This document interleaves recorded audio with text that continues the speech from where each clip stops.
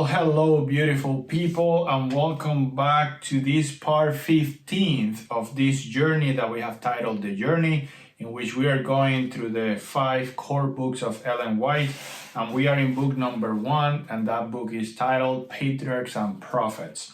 So today we are in chapter 15, which is titled The Marriage of Isaac.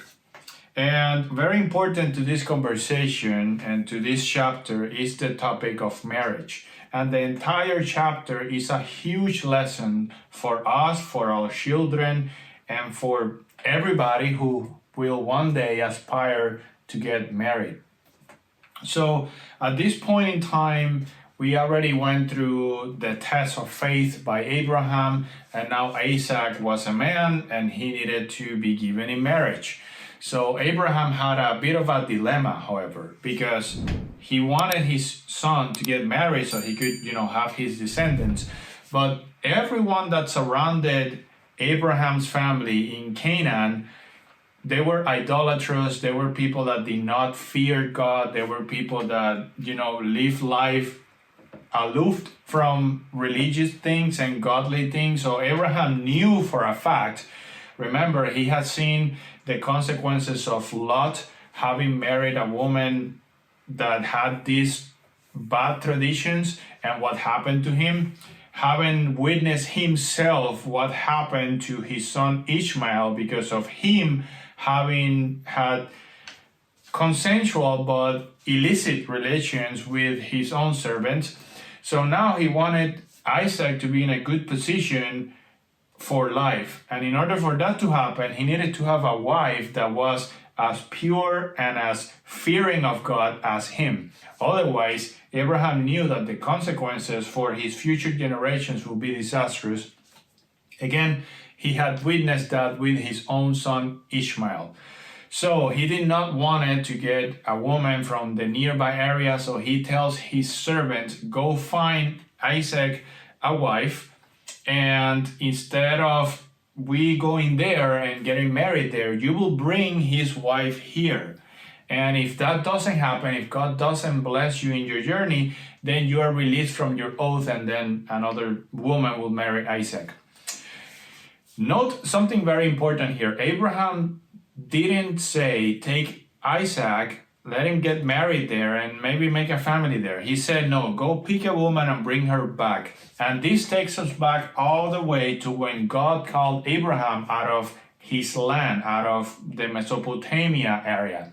Why? Once again, because of idolatry. God was picking his people out of the busyness of life and idolatrous traditions from the big cities, taking them away from all that into a land of mountains and peace and beauty. And he recognized that. So he didn't want Isaac to go. He wanted the woman to come to preserve that tight nucleus of people that fear God. So the servant goes away and he prays to God. God bless him in his journey. He finds a wife for Isaac. He was godly appointed. Everything went just absolutely right. The family of this woman allowed her to, be free and go and marry Isaac.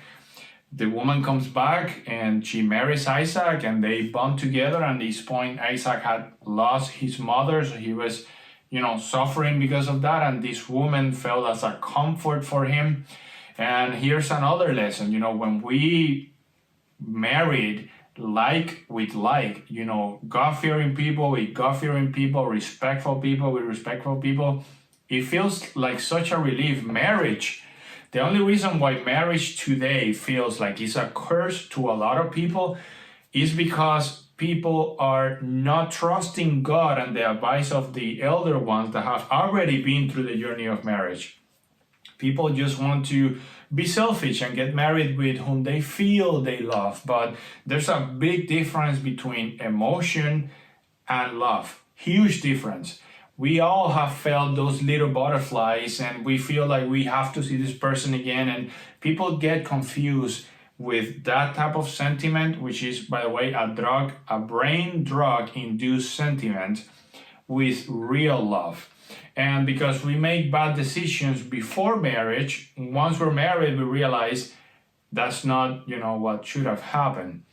But we got to remember that marriage was instituted by God, and marriage is a lifelong commitment.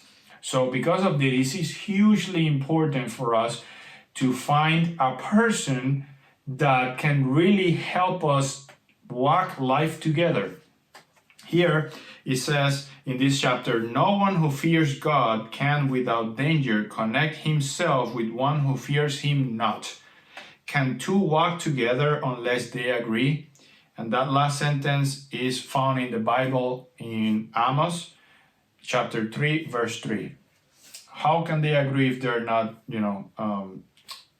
in agreement? So in this particular case, Isaac doesn't only marry somebody with his, beliefs and and like moral values, but he also listened to the counsel of his father. Something that was very, very, very important in this particular case. Abraham's values were passed on to his child. And what happened with Ishmael? Abraham had to send them away, and he had some of the values of Abraham, but he grew up with his mother, who was an idolater and had other bad practices. And what happened with Ishmael later? He married an idolatrous woman, and out of his descendants came a generation of idolater people who were nothing but a nuisance to the people of God because they weren't people of God. What a contrast between him and between Isaac. Of course, we also saw this with Lot. Lot had married a woman that her heart was not in the right place.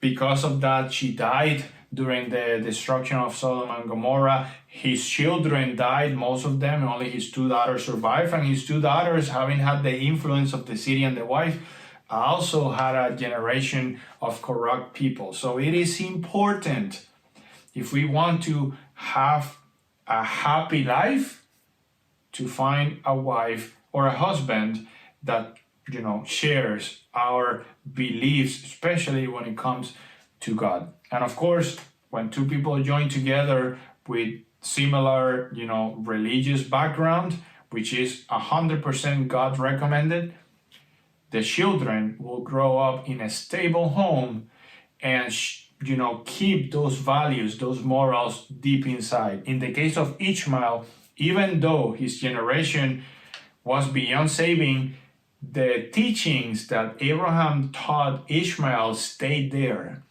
And the Bible says that God, he works with every time we throw like a seed, like a gospel seed, a little bit of Bible truth, God fixes that in the human soul. And at some point, that seed can sprout. And that was the case of Ishmael. He eventually, in his old age, turned back to God and fixed his ways. But that was not the case for his children and generations, unfortunately. And that's pretty much it. That is the chapter. The chapter is about marriage.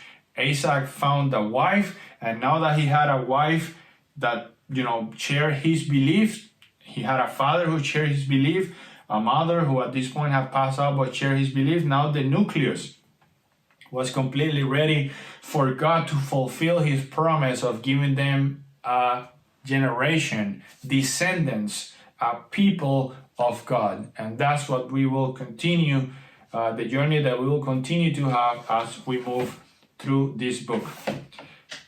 Thank you, and until next one.